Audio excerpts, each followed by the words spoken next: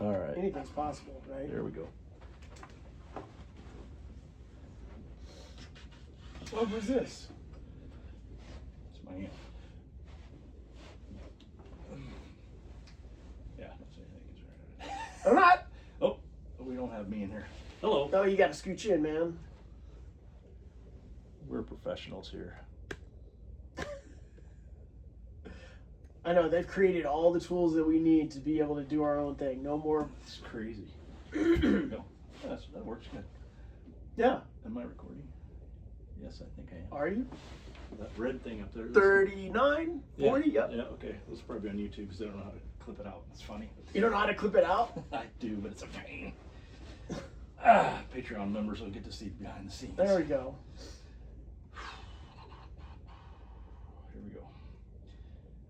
Will you say something in your mic, please? Mic test. Mic test? Yeah, there you go. Get this. Today we're going to do a podcast with my friend Ben Collins, two-time guest of Cowboys Not Eggheads.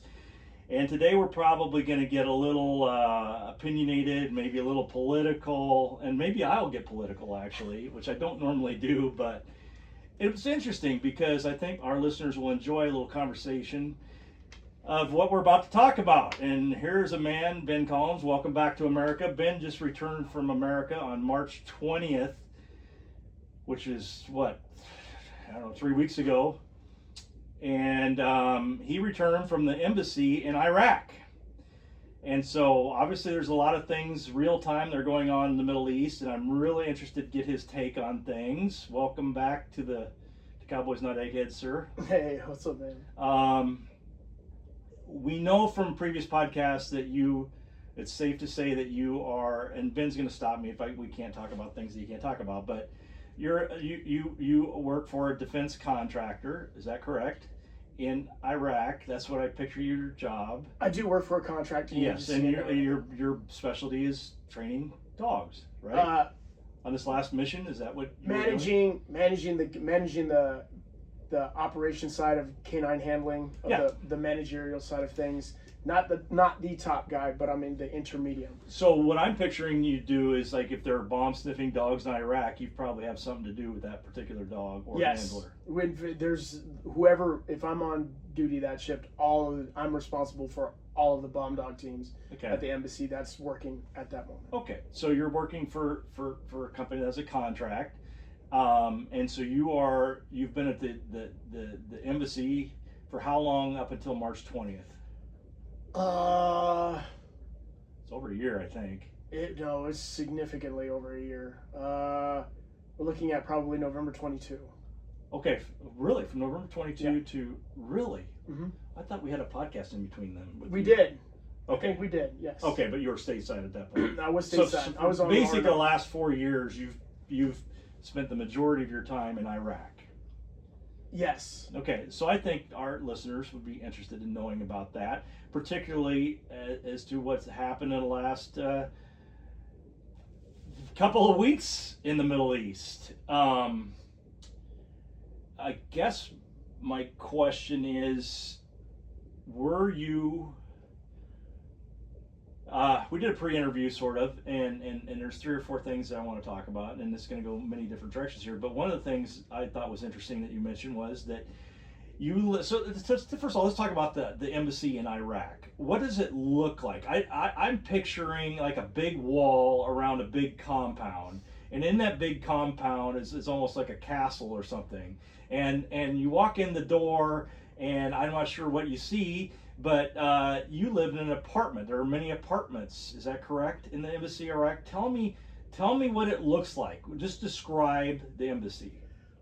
Well, you could go to Google Images and you can find it out basically on Google Images. Yes, but they're listening to a podcast. Yes, so you have to they're describe listening to it a to podcast, but there's a lot of things that I can't talk about involving the overlay because everything's free reign. But when it's talking about certain aspects of if I was to make an example of what the U.S. Embassy in Baghdad is comparable to, I'd say a college campus. So it's a big place, a big spread. It's the biggest that the United States owns in all the embassies combined. Okay. So what is it, like 5 city blocks or something? More than that. 10 city blocks? Imagine We're imagine probably an irrigation pivot. we're probably looking about that. But then there's also the Baghdad Diplomatic Support Center, which is an off-compound thing, and that's usually where there's But you're in the compound. I'm at the compound. You yes. live in the compound. Baghdad and you Embassy compound. And you do your job in the compound. Yes. Okay. And the compound sounds like about the size of a freaking irrigation circle or something. It's not big. It is kind of big to the extent, but everything's within walking distance. Okay. It doesn't take long to But is there a big anywhere. wall around the compound? Well, you have to. Yes. Right? How tall is this wall? Well, T-walls are T-walls. T-walls are about anywhere, 20, 30 feet. Okay. Yeah. There's so walls. You're protected. There's walls. Okay. So you mentioned to me that a drone flew into the apartment below you. Did I get that right? Well, yes. There's a drone that impacted the facility. When did this happen? On the 19th of March. Yes. And you were out the 20th of March.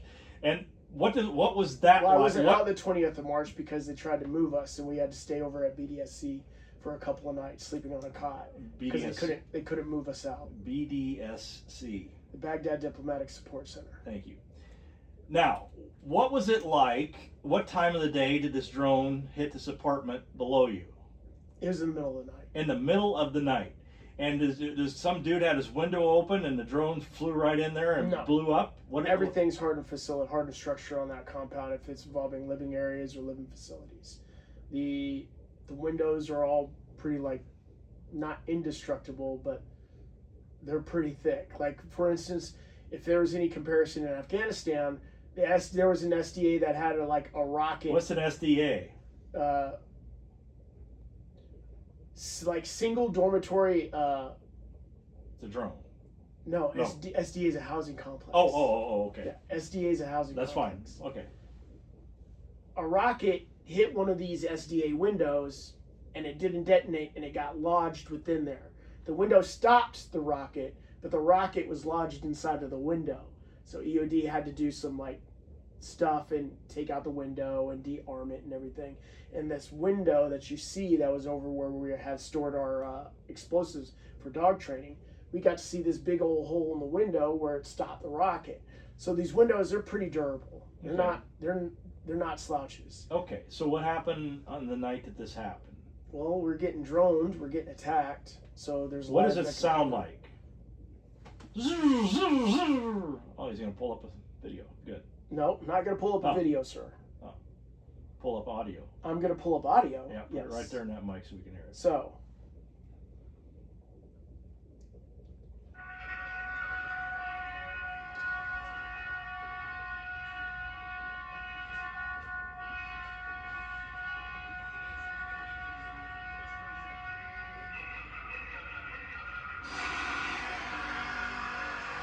So that was the actual explosion? No. No? What was that big crash sound? I can't tell you. Okay, that's an anti-defense thing. Okay. Were there sirens going off? What alert did you have? Did something go off on your phone? Oh, that. No. That's You were thinking first world country. There is no infrastructure in Iraq. Infrastructure is hanging on by thoughts and prayers. Okay. Their infrastructure is so delicate that it would take one asshole to have the gumption to be like, I want to wreck shit, and they're fucking done. Okay. So there's no warning. All of a sudden you hear the sound. You're awakened by that sound. Yep. So you wait. You're waiting for a blast. What do you do? Do you get away what from are the you window? What are you going to do? I don't know, dude. Yeah. I would get under the bed and pray. What are you getting under the bed for? I don't know. Yeah, exactly. So well, here's what I wouldn't do. I wouldn't go put my face when up they against told the us, windows. well, no, because it's stupid. Yes, right? yes. But this is nighttime, so they do have night vision devices on these drones to be able to see and thermal and everything, but those cost money. So more than likely they're just using cameras that's attached to the drone to be able to fly in. So the alarm goes off, and you start going off, and you start hearing all these things, and then all of a sudden there's a lull. So it's dead. There's nothing. And you're like, all right, maybe it decided to go off another path until it decides to make another turn by or fly by. or you'll hear a blast, and you do hear a blast. You're like, all right, let me inspect where that was. That was close by, and then you look over on the compound and you see some smoke coming up from one of the main buildings that's on the compound. You're like, all right, that was that. Well, this night it died down, so I said, okay, nothing's happening. All right, bet. So I go back to sleep. And then right before impact, all you hear is this high-pitched, like drone, like mechanical whir. Hits smack in the side of the building that I'm living on. My roommate is right next in the room next to me. It impacts, and I've already like almost went to sleep. And I go ahead and I'm like, hey man, you good? You all right? And he's like, yeah, I'm fine. Because our beds are right around into that area, right next to the wall. And then as you look onto the side, the next day, and all of us are like, well, we're all alive, obviously. I saw the fire burn up on the side of the wall, the rest of whatever fuel that was on the drone. So there was a fire on the side of the building, and then it extinguished itself because there was no more fuel giving it the fire fuel. And then the next day, we got to see what happened. And it hit the room below us almost at the window. Like they were trying to aim for the window but didn't get it. And they got the side of the building, and everything on that side of the building was cracked and disheveled off and everything. My roommate's room right above that impact, and then I'm right over here on the left. So the next day, somebody says, hey, we're getting out of here. Well, we were supposed to leave that night. Oh, I see. Oh, it was already scheduled supposed to leave that night.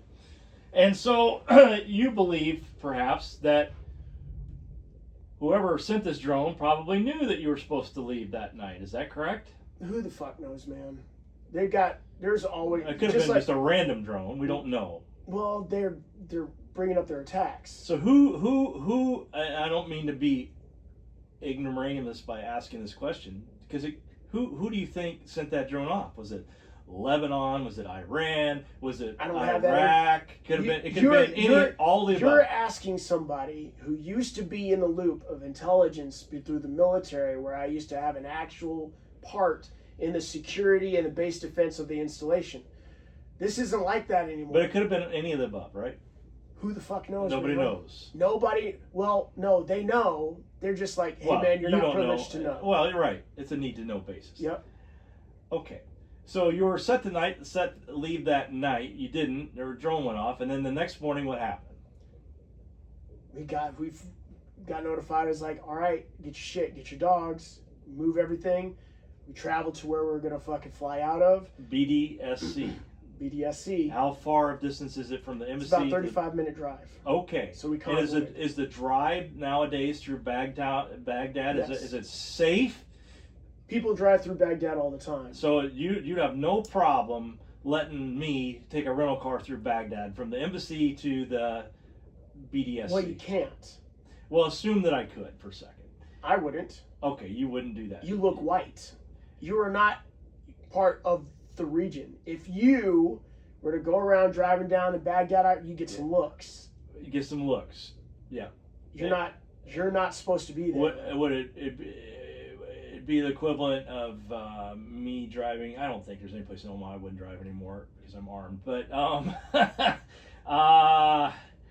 but it'd be like if I went south side of Chicago in the middle of the night. Just not something you'd do. No, because you can be driving out there because you have no context of what the threat is. So how are you escorted in a freaking Humvee or armored carrier? Armored vehicles. You're an armored vehicle. Okay. Armored vehicles. Okay. Anytime anytime anybody you feel leaves about as safe as pulling in my vehicles. driveway as you did in that armored vehicle. Pretty Say safe. what? I assume you felt about as safe driving that armored vehicle as you did pulling in my driveway. No, you're asking somebody who's been blown up in vehicles that are armored through IEDs. So anytime you go for a little car ride or a little ride through the city of Baghdad, you need to be paying attention out the fucking window. Your butt is clenched just a bit. You need to pay attention to your surroundings. You Yes. need to say, if you see something, you need to say it. Yeah. The end. Okay. There's no second guessing. So just that ride is always interesting. Yes. And so you drove 35 minutes. You're unscathed, I hope. Mm-hmm. All the way to the BDSC. Now, who guards the BDSC?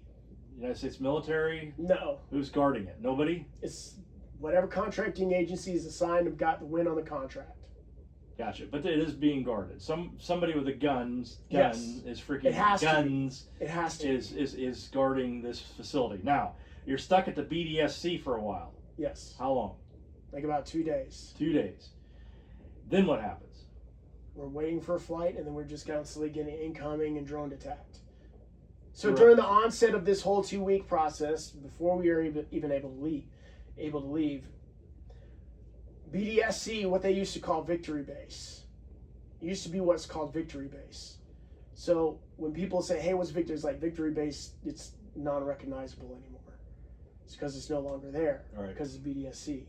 So you have everything that goes on there. It's like the BDSC aspect of the compound.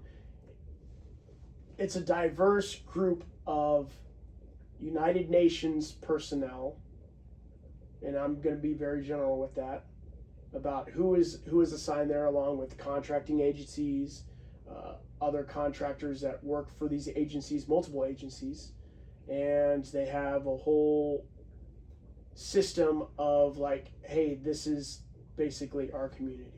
It's no different than think of it like a small town. It's the exact same thing, small town. I'm thinking of it as like a military base or small town. No? It's a small town, just guarded. Okay. Imagine Ashland. But you feel safe in Ashland. You don't necessarily feel safe. I don't feel safe anywhere. Okay, you don't even feel safe. You're talking. If you had to, okay, what's the safest you'd feel? You're an talking embassy so or BDSC? So when you're in an austere environment like Iraq or Afghanistan, Iran, Syria, Pakistan, you as an American are not safe anywhere. You can say, people can tell you that you're safe because it's the facade of the feeling of like, yes, I feel safe.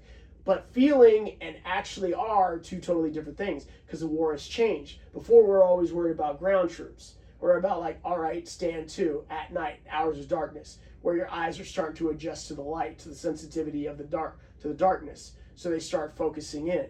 Well, when does attacks happen? During stand to, when you're trying to adapt. Mm-hmm. You don't move during those positions because the enemy's going to attack.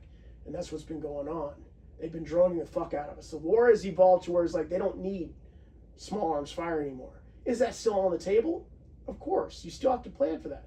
But the way that things are going, even mortars are kind of like gone away now because they hit, they miss. You have to dial it in. You're giving away your position. All it takes is a spotter to identify where the mortar is going by doing some math. And then all of a sudden they've already figured out your location, right? So drones, there's no math. Mm-hmm. There's drones is like, okay, do you have an eye on? Where is it being dropped? And then you have the fiber optic drones. Fiber optic drones carry on things, and then all of a sudden you just see spider webs everywhere. Who's paying for these drones? I don't know. Do you know? Nobody's giving me information for that. We have a whole bunch of theories about what it is. I would assume. You could put tinfoil hat. Here we go. Let's put a tinfoil hat on our head. And let's say that it was just supplied by a friendly nation to create and stir up all this bullshit so we get into a conflict or a war. Well, I would assume it's China or Russia would be paying for these drones. Why? Why would they be paying for it? Because they are not an ally of the United States of America. They're not necessarily. That's fair. That is also fair. And I mean, if it involves and this is just Ben talking. If it involves maybe it's NATO. They don't like America right now. Maybe it's NATO who paid for the drones. I'm gonna be pro-U.S. over fucking China, Russia, or anybody. You've got the stripes to prove that, brother. I want the U.S. to have the fucking oil. I want the U.S. to fucking be the main source of like, hey man, we're secure in our shit. I don't know about you guys, but you better figure something out. Okay. He's not going to answer the question of who paid for the drones. Because I don't know. Okay. Why would and even if I did know, all right, you wouldn't tell how would I be able to get a plebeian piece of shit like me? I couldn't say that anywhere because then my security clearance is fucked. Yes, yes. Right. Let's be realistic about this. So let's talk for a second about you can't handle the truth. The famous line from A Few Good Men. Yeah. That absolutely applies, doesn't it? Would you agree with that? You can't. Most people couldn't handle the truth of. Most Americans can't handle the truth. I'm going to be very selective with words here. Well, that's a first. If you're an American and whatever you see on the news, through us, they wouldn't be able to comprehend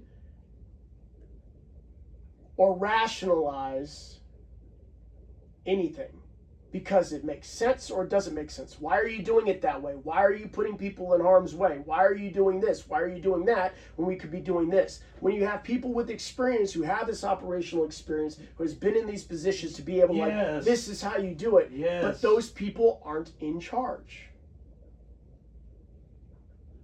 Who's in charge? Got me, man. Not you. Nope. Not the guy that's been through this, who's got the experience, who's led, who's managed fucking flights at multiple installation defenses involving security and managing 150 plus personnel, guarding the sites, I thought the RSO was in charge. RSO, he is in charge. RSOs are in charge. They are the client. What they say goes. Now, when you say they are the client, that's an interest. Help me understand that. RSOs represent the government, Department of State. Okay, they're a client of the government. No, they are the client. Contracting agencies serve them. Oh, they're the boss. Yeah. They're the boss. I got you. Yeah. Oh, sure. Okay. Yeah. You're the person doing the work for the client. Okay, I'm with you. Okay. All right. Where was I at in my question of line? Oh, okay, in my line of questioning. Okay, let's get back to BDSC. So you're there for 2 days, and then you get on a flight.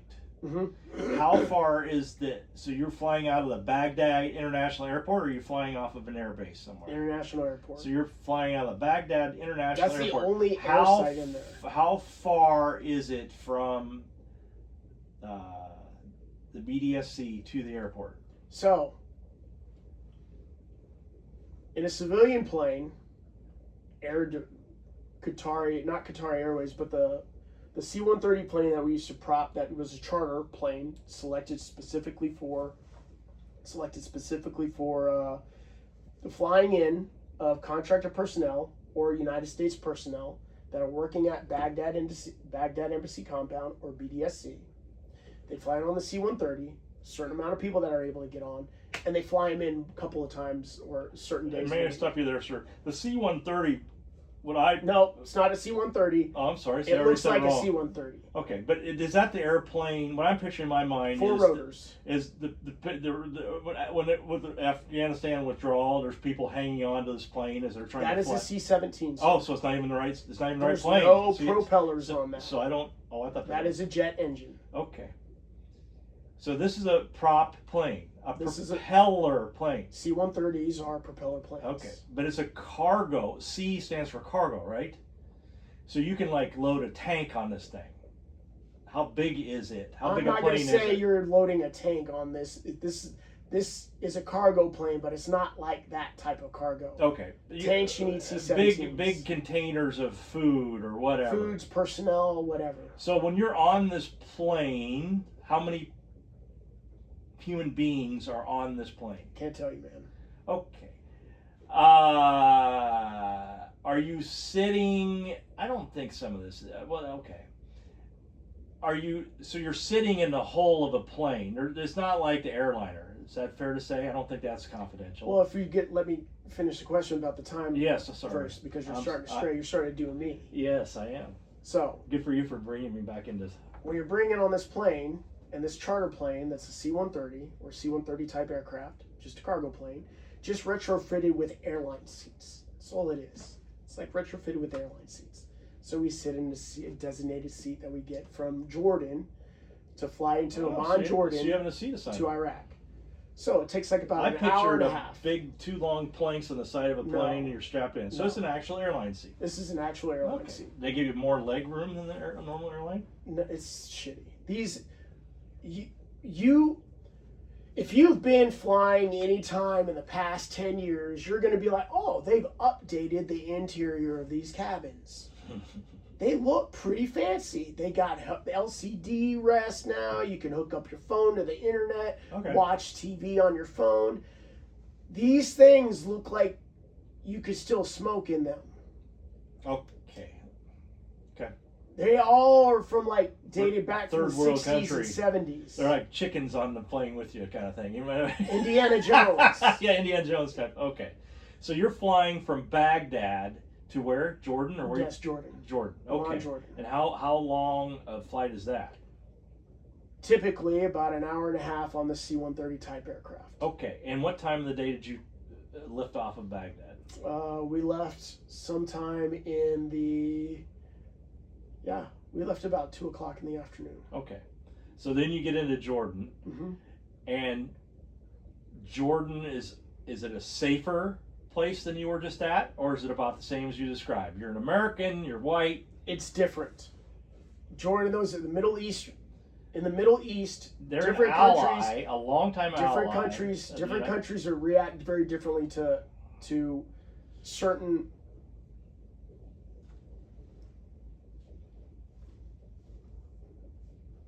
Jordan is an ally. They've been buddies with us forever. So, but you remember during Saddam Hussein's reign, who was his buddies? Jordan. Mm-hmm. He gave them oil. He gave them all the free shit, right? Mm-hmm. So that was a conflict of interest. Mm-hmm. So now you have all these things. Jordan is our friend, yes. Okay. So we have all these things. Jordan has Christianity. I've traveling through and I've taken cabs in Jordan because I go do a drop in a CrossFit gym over there when I'm there, and I go work out, or I'll just go try and grab some food. When I was walking a dog, I'd have to go walk the dog down areas.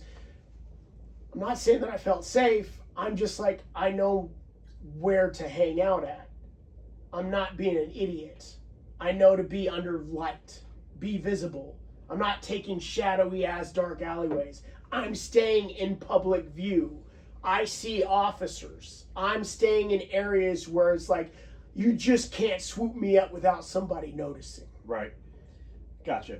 So are you just transferring in Jordan, like you transferred a hub and an airline, or are you there for several days, or how long? We're there for about a night. Some depending if you're carrying a dog, you stay over a night, a night or two. Where are you staying at? On the floor? This hotel, this contracted hotel that they have contracted out with the agency. So you had to go to a hotel, and the next day you come back to the airport. Yep, come back to the airport and get checked through like 4 or 5 different screenings. Okay, and then so you go fly from Jordan to Jordan back to the States. Okay. Flew through JFK. JFK. Okay, so you land in JFK. Okay, so but what kind of plane are you going from Jordan to JFK? Just Qatar Airways. Okay, so it's the normal airliner. Yep. Okay, 740, whatever. Okay, all right, and then so you're back in the States. You get to JFK, and what do you go through a more rigorous return process or less rigorous return process when you get to the United States of America? In other words, are your passport stamp, your visa stamp, or what? That's, and they ask you what were you doing there, or what? Sometimes you get questions. It's like, hey man, I work there. Okay. Okay. So it's a normal, but you're going through the normal. It's like, yeah, man, I work there. I work for the United States government there. The end. Yeah. What else do you need to know? It's the same gate that I would go through if I freaking okay. Yep. All right. Same shit. If you're from out of country, you got to process through just like everybody else. You get your bag else. out and you put it back through another freaking thing. Nothing is fucking different. Okay, I got you. So you're now in America, and when you get to America, how do you feel? Do you feel, or from the millennial generation, how did you feel? Did you feel relieved? I'm in America.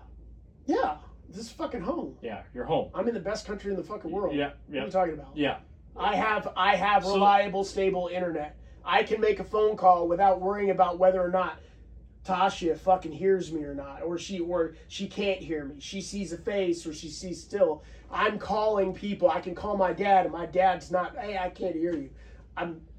Let's be realistic. You can go out on the street and not worry about who's watching who. So blood tests. Like I had a blood test, my blood work done when I came back, and my primary care manager, she was like, hey man, your cortisol levels are all through the fucking roof. Hey man, your blood work's coming out good. You don't have prostate issues. You don't have any, but hey man, there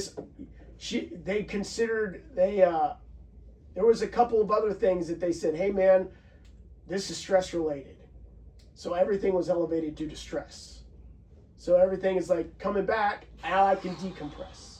decompress. I mean, it's a load off your. It's just it's like taking a weight off. Same process that I've done in the military, being deployed Many times. numerous times. Many times. When I reintegrate back into the States. So, what's the first thing that you do when you get to the United States of America? Experience ice again, or Heinz ketchup, or well, I don't drink. What do you miss? What do you miss the most? I don't drink. I don't do really any. Really, it's like sleeping. Tasha gives me a lot of shit because I sleep a lot. I sleep a lot here because over there I don't get a lot of sleep. Yeah. So if you're sleeping, what over there? 3 hours a night? No, I get about 6 to 7 hours. 6 to 7. Over here though, there's no problem. I get 10, 12. Tasha tells me that I'm fucking.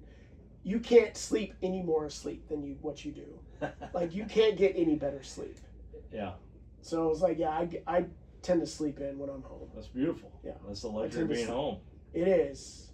It's decompressing, reintegrating with friends and everything, getting to see my dogs. So yeah, definitely coming back stateside on any given rotation. I go over there and nothing happens, then I come back, and then yeah, reintegration is definitely something to look forward to. Okay. Now we're going to three different things. I believe that Israel is an ally, a very strong ally of the United States of America. Mm-hmm. Do you agree? I'm not disagreeing with it at all. Should the United States of America, is it in the interests of the United States of America to be an ally with Israel?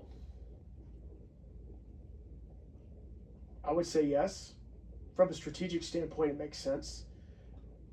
I mean, let's be realistic about this. I talked to you offline about this. Yep. When you have, and I don't want to put you in a position. You're not putting me. This is all opinion. Okay. Hey, opinion. Okay. Ben's opinion. Opinion piece. I don't represent. My nobody. opinion too. Israel's got their back to the water side, and they're faced with like 5 or 6 countries that want them explicitly obliterated off the map. Explicitly. Stop talking about the Gaza bullshit. Stop talking about the Palestinian bullshit. Stop talking to go all the way the fuck back. They wanted them killed from way back when. I'm sorry, but you're not gonna get me to side with that against people that explicitly in their vernacular, in their writings, in their doctrine to eliminate a whole. So no, I don't necessarily agree with us doing some of the things that we're doing with Israel, but I do stand with like, yeah, man, Israel's our ally. Somebody's got to. Who else is going to protect them if stupid shit goes down? And we could go back and we could say that the fucking way back. Remember when they stole all those fucking hostages at the Olympics? No. Yeah. How old was I? Oh no, this is before your time. Oh, no, okay. No, it's fucking 70s. Oh, This is before my time. Or 70. Okay. And they fucking 74. They got all those. No, This shit's been going on ever since. Right. They've been. It's like the whole. Nobody knows who started it. You could say Israel started. You could say all this other. It's like the moot point of the fact is, you could bring up whatever history that you want to bring up, but there's going to be some history that precedes that. It's like, no, you're wrong, because this is what happened. And then everybody's like, well, that's new information, or they choose not to take in the new information. Nobody knows who started this shit. It's been going on since the dawn of time, since history has been recorded. Yeah. The area is all fucked up.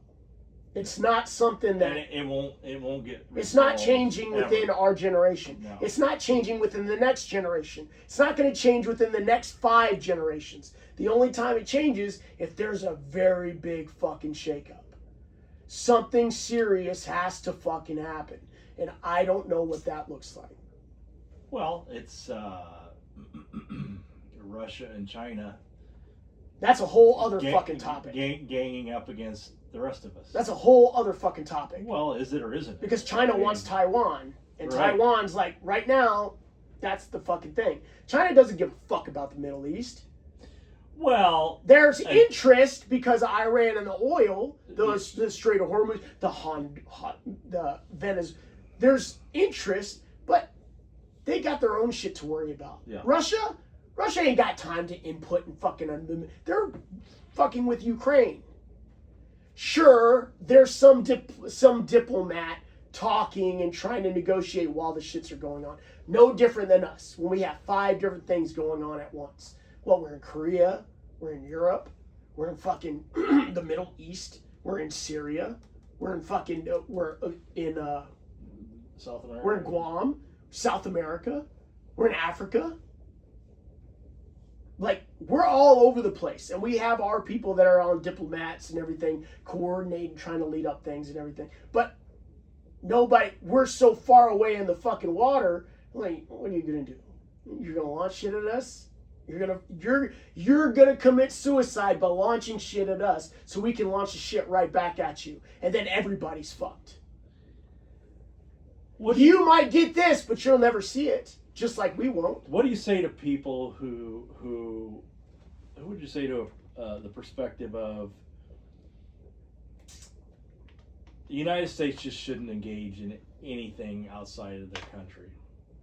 That we shouldn't be involved with Iran. That we shouldn't be involved. We should have never been involved with Iraq. That we should have never been involved. I mean, what do you say to people who just say, hey, we're not going to do anything militarily abroad unless somebody attacks us? Well, I served during the initial, like, I came in before, like, there were any wars, right? Came in 98. Came in 91. 91, but that was when the first were Kuwait, the one that lasted 5 days. It actually was a 5-day war. Come on, let's be realistic. That wasn't a war. That was a conflict. Sure, there was fucking tensions and everything. That was conflict. The shit when I came in, it was 98. I remember being in basic and seeing something pop off about in the Middle East. I remember specifically being in basic and being like, all right. But there was nothing really serious going on during that time. Everything was trained in regimen of dress and appearance, common tactics involving like moving, shooting, moving, communicating. We were still wearing BDUs, battle dress uniforms. You know, they had just combined the career fields, CADM, security forces, and K9, all into one. In 97, 96. So there was a whole thing of like learning out and figure out how this thing. I came in when they had just changed the curriculum from security long into combined. Because when I came in a security long, which meant that I was 60 gunner and I was probably going to go to a nuclear base. It's Minot or some shit, Malmstrom, F.E. Warren, some northern tier place where you get lost. Well, in that process, I went from security long, like, hey, all of that's scratched now. We're all doing this thing now, in the middle of training, and we had to adapt. So this was the process of all the combined joint forces. We're learning law enforcement and security at the same time, not just security. So it was law enforcement and security at the same time, because they classified us separately. Hey man, you're security short, you're security long, or you're law enforcement. And then back in the day, you're a K9 or you're a cattle in the security forces element. That's how it was back in the day. But now they joined everything.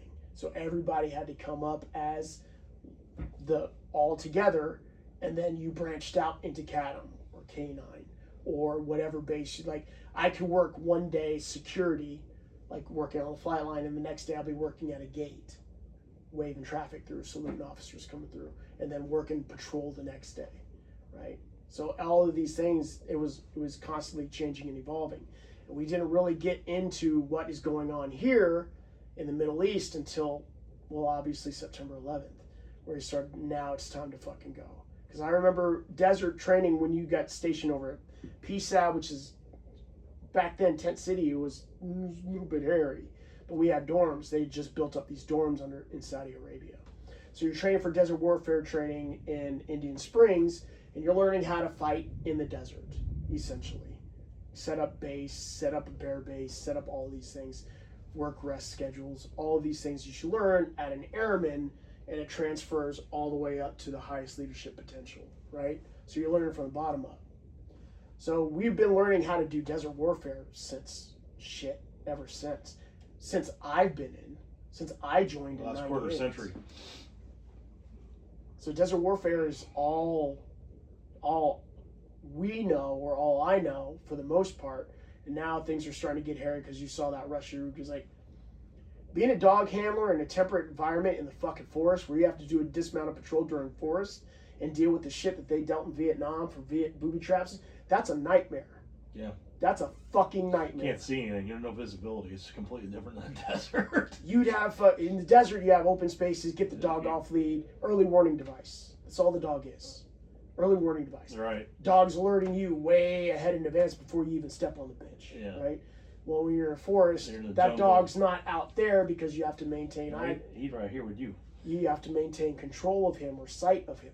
He could be out and about and everything, but you hear all these things involving, like some dogs pick up on human odor as they're breathing through the reeds underneath the water, and they alert to reeds. Because all the reeds are sticking out, they'd alert to like, hey, that's a human. And then they just snag them up or take them or whatever. But then you have dogs that were keen on hearing the air pass over the wire in some of these jungle instances for booby traps. Like they'd be able to sense that or hear that and then recognize that. So it's a whole bunch of things involving... So it's different. It's evolved. Everything's evolved. It's still evolving. It is still evolving. And so, what do you tell somebody who says, I tell them, hey, let's not fight anybody else's words. Your opinion is your opinion. You have every fucking right to say whatever the fuck you want.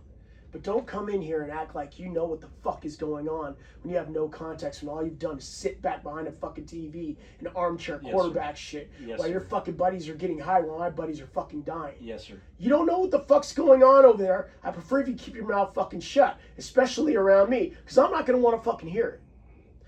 Talk all your shit with all your other shitheads about this is fucked up. This is how I would do things. Just like those motherfuckers come out, I wish a TI would fuck. I'd deck him. It's like, no, you wouldn't. That TI'd fuck you up 6 ways from fucking Sunday. What's a TI? I'm sorry.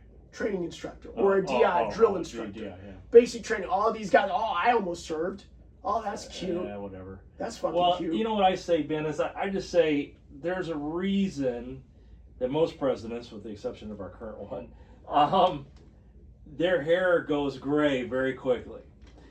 And the reason for that, in my opinion, is stress. That every morning they get a briefing. Mm-hmm. It's the one thing that they get every day. It doesn't matter where they're at, doesn't matter if they're playing golf or they're on vacation or whatever. They have this thing called a national security briefing. Yep. And in this briefing, there are things of your worst nightmares. Intel that says something to the effect, I'm just saying. Yeah. There's a plot to blow up the entire city of Los Angeles. Mm-hmm. We believe this to be a 30% certainty. Now, what in the hell are you supposed to do with that kind of information? That's my explanation, and that's just. But there's also things that the whole world is connected, is it not? The whole world is connected. Well, when you travel economically, it is. Financially, militarily, strategically, the whole world is connected. Is there a reason the gas prices were higher? Yeah, because the Strait of Hormuz was closed down. So it's connected, but also, and you can of course argue that's Trump's fault. But every that's place small is also thinking. Disassociative from everything. Also, like you can't make the comparisons. Like yes, economically we're impacted through everything that's going on in the world, but what goes on in Iran shooting their own citizens for protesting, 40,000 people dead, citizens, just fucking fact. Wrestler, real fucking Olympic level wrestler, just there, wasn't speaking out, wasn't doing shit, snatched his ass up, executed him for no reason. Because and those are the kind of people that I don't have the intel, and neither do you. And people don't trust intel because they've been lied to over the years. Yeah. So I get it.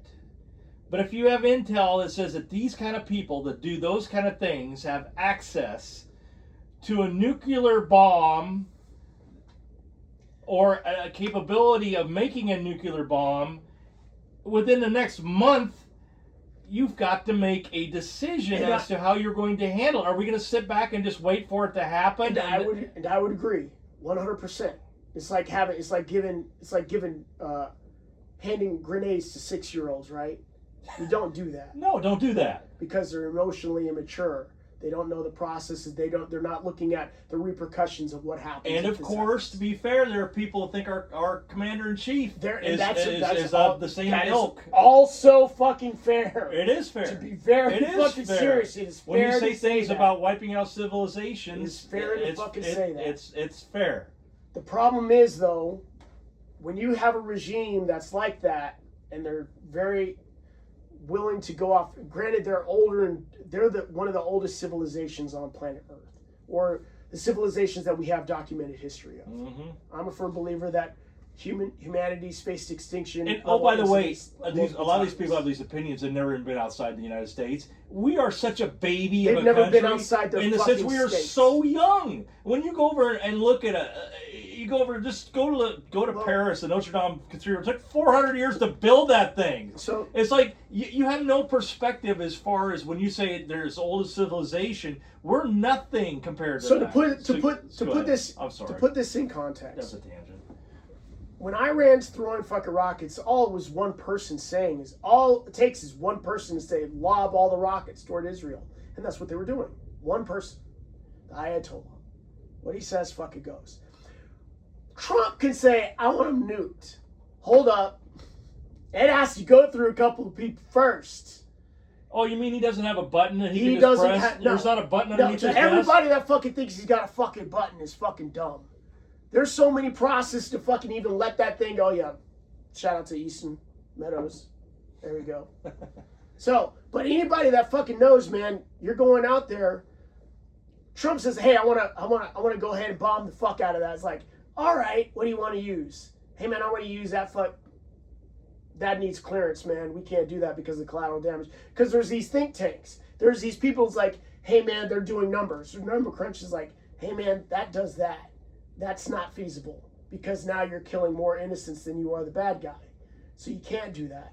And then the scale is like, okay, now you have nuclear fallout. Now you have all these things. You have all of these things that go inside, that goes on the thing. Trump can't push the button. And even if he was like, okay, it's cleared, somebody else has to be there. And if that person isn't signing on, it doesn't happen. Right. He's not nuking nobody. He doesn't have I have an easy button right there behind you. It's not easy. Happening. He doesn't have that button. It's not happening. Anybody that thinks that they fucking know better is like, really? I'd like to know, what is your experience working within these fucking things in close operations involving like handling? So like, for instance, my experience in the Air Force is security forces and running flights and managing and being a K-9 handler deployed over things. We have planes that arrive that require special security. They travel with their security. We have to fucking also provide security for that plane or that aircraft. And nobody can get in because there's an entry authority list on that fucking plane. That plane launches nukes from wherever the fuck in the world. Problem is, guess what you need? You need multiple people to authorize. So it's like, what are you talking about? Yeah. Like all of these things, and it's real easy to make a blanket statement and call whoever you want to a liberal, a conservative, a fucking left-wing lunatic, or a hard right-wing fucking nut job, right? There's classifications across all. We can all fucking say you're that type of person because you're wearing the MAGA. Oh, you're that type of person because you got the septum piercing. Right? It's real easy to label and identify and just put a broad swath of blanket over everybody. But no, it's different.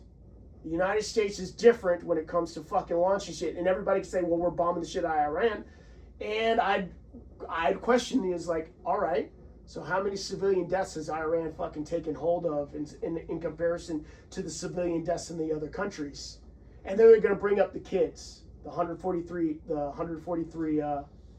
children that died on the thing. Yeah. And I guess the White House came out and says, yep, that was us. It's like, huh, all right. So I can almost guarantee it's like, all right, what was the intelligence for that thing? Because that thing was right off a military installation. In fact, it was part of a military installation based on old reports. So it comes down to like that school was on a military installation, and it was deemed as a credible target for housing whatever the fuck. Because if you see all the things that come in, this is the square of the building, and all of these targets are getting hit like smack dab in the middle of the facility. Why does this one only have that one fucking corner? To me, that was like a selective target. Why would you select only that when all of the others have little like drill right there in the middle? So it raises question. I'm not saying that it has any tinfoil hat shit behind it. All I'm saying is like needs to be looked at, just like everything. Hey man, I need you to look at I need you to look at your source, and I need you to look at a conflicting source, and then figure out something in the middle. Yep. It's called critical thinking. Yes. Something that we've gone away with because I want to be part of a group, and I want to fucking only parrot the same shit I agree with. Yep. It's like, nah, so People shopping for their own truth. Why aren't you listening to the opposing view then and come up with your own decision? Yep. I mean, if it still lands that way, still land, but you gave yourself the opportunity to be like, all right, let me see what's going on this side. Yep. All it is critical thinking, something that we. Well, yeah. Okay. Last question, and I appreciate your time and your candor. Dude, I can do this shit all day. I know you can. We have a mutual friend, who shall not be named, but I've talked to her about, she has, I believe, real anxiety about what's going on in the world today. And that the United States is, could we be eradicated because of all the stuff that's going on, or, destroyed? And I told this individual, we actually had this conversation, I think 2 or 3 years ago, and now obviously we kind of, I think I brought it back up to her recently, but I told her that, if anybody decides that they're going to mess with the United States of America, I have complete faith that we will come out on top. Now that's quite a statement, and it's not just red, white, and blue, but it's what I believe. I believe that Americans, if something were to happen, I'm talking about if something were to happen on our soil, like multiple states, like 9/11, but times 10.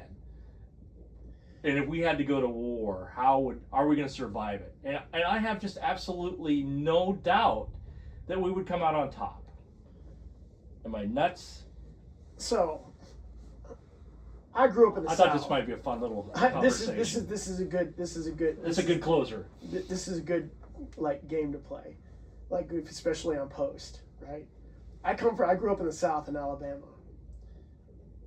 In Alabama, it was not uncommon when you're out in the country, like in Gurley and shit, Madison County, where you see deer on the front of hoods of pickup trucks. Yes. Where these kids that are in high school spend all weekend out hunting in the forest or in their hay, and then they come to school right after they get done with the rifle and the rifle in the rack. Yeah, I no problems, no issues, no nothing. No nothing.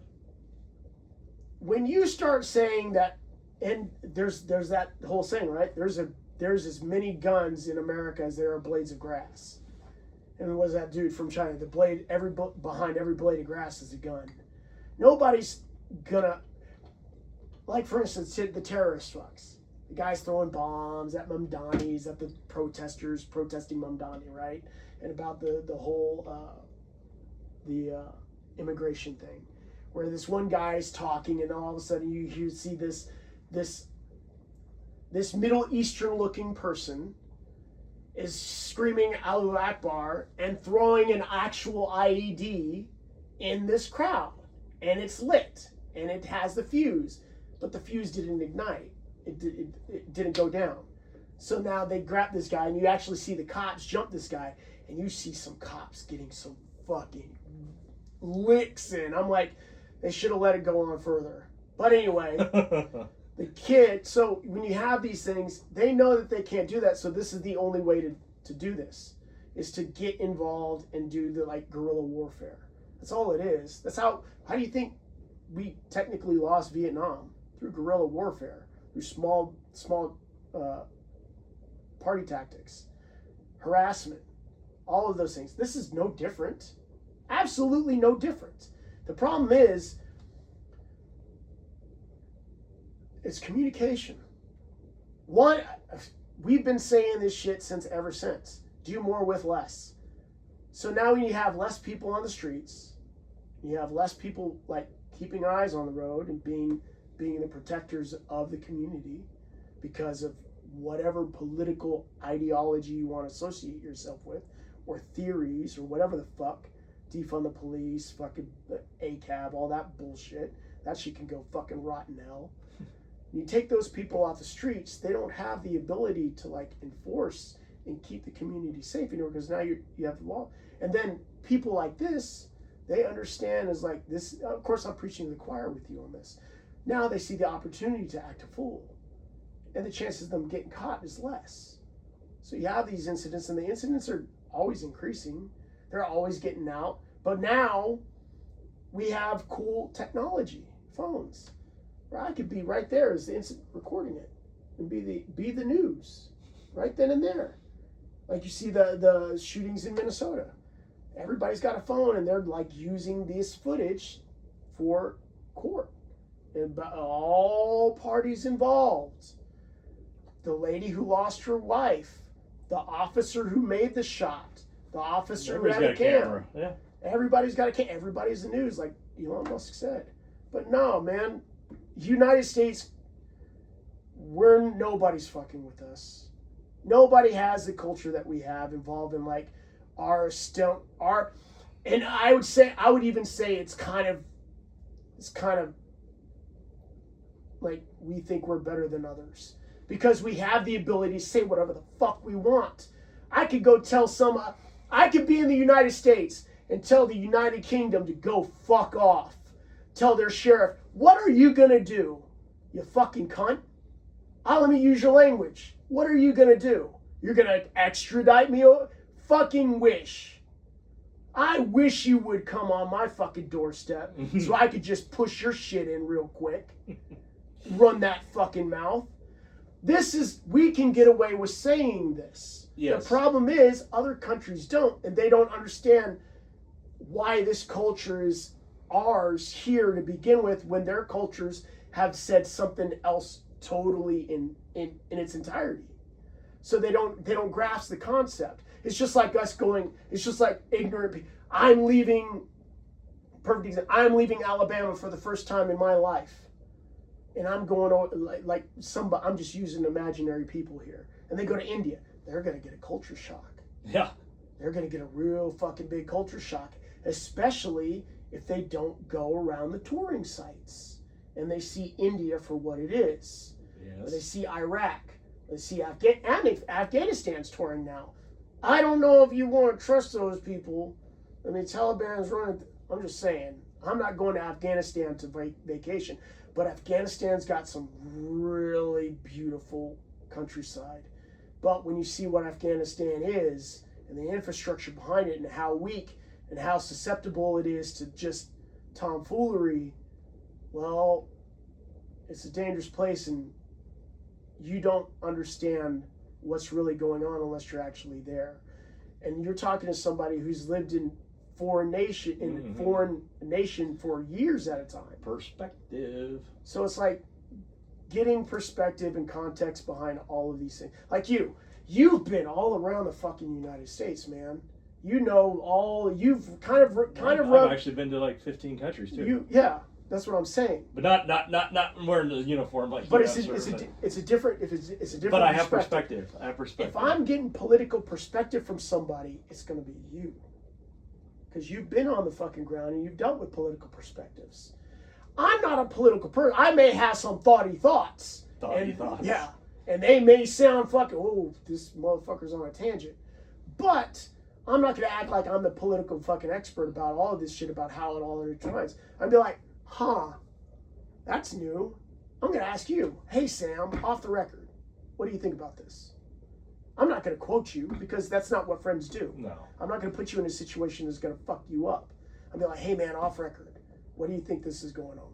And then you're just going to be like, I didn't think of it that way. That makes sense. All right. That's the whole fucking thing, is like subject matter experts is subject matter experts.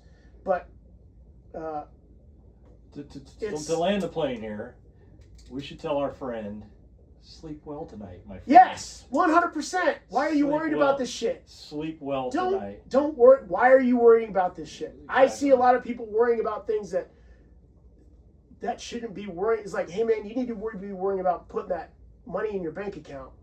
You need to be worried about putting a roof over your kid's head. You need to be putting it, and I understand, and I'm siding with them for a moment, and I understand that change doesn't take place until people start doing things to make change.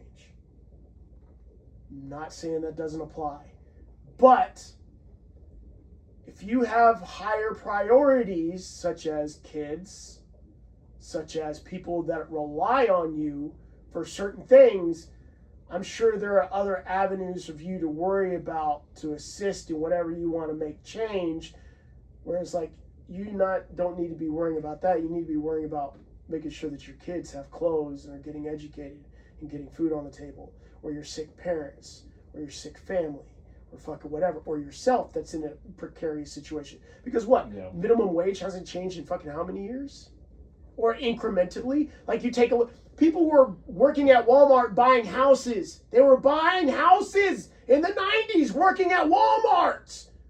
They were living and buying houses in working at Walmart. I could talk about interest rates and minimum wage. The working wage never kept up with inflation. It never did. And I think that was strategic ploy. All right. Okay. That's a whole other fucking thing. Right. But anyway, no. Okay.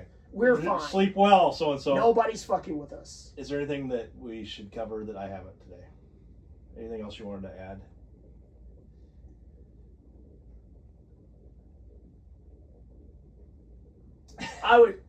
Yeah. We all come from different upbringings. Lived in experience is truth to you. But you can't say that your lived-in experience represents other people's lived-in experiences. And then you take those lived-in experiences and see what is the modality. Is this the overall thing?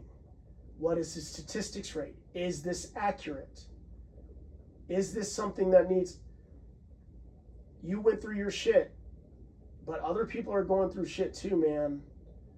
Sometimes it just takes like, hey, giving people a pass on shit. Don't have to get hostile at each other because we're all the same team. We're all trying to fucking get through the same bullshit, man. Yep. None of us have anything involving whatever's going on in the fuck of this that is, for the most part, really directly affecting us, minus like, hey, gas is higher. All of these things. When you start picking sides, you automatically fucking pick enemies. When you start picking sides, you already fucking label people that's a good guy or a bad guy. You can't do that, not with people. Because there's no such thing as... You and me share very similar experiences in different facets of life. You and me share the same opinions about things, but we also share the very different opposing opinions about certain things. But you and me are fucking cool. Yeah.